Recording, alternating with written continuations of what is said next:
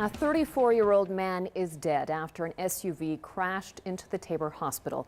Police say the Taber man was watching the hockey game last night with some buddies when he suddenly got up and left to drive himself to the hospital. Shortly after, the man's Jeep Cherokee ran into a support pillar at the front entrance of the hospital. Terry Vogt has the latest.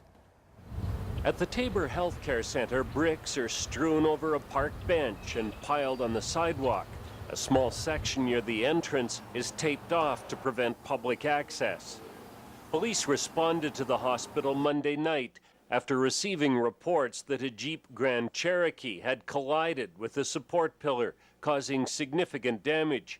Emergency room staff attended to the driver. They heard the noise from the collision, immediately stepped outside right from the emergency room and went to work from there. A 34-year-old man was pulled from the SUV, but he couldn't be saved by hospital staff. Yes, you just never know, do you? Just what can happen to you that quick. Leona Johansson says she was visiting her son at the hospital, but left just moments before the collision.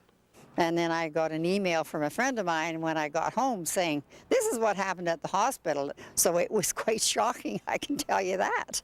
News of the mishap spread quickly through the small community.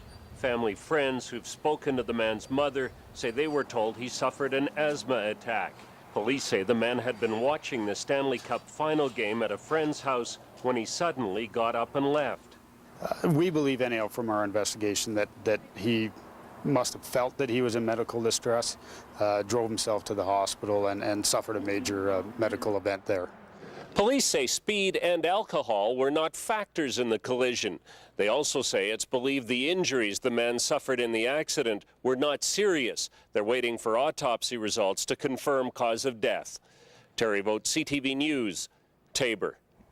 The name of the person who died is not being released at this time. Maintenance workers have been on site to assess the damage and start planning repairs. Operations at the Taber Healthcare Center have not been affected.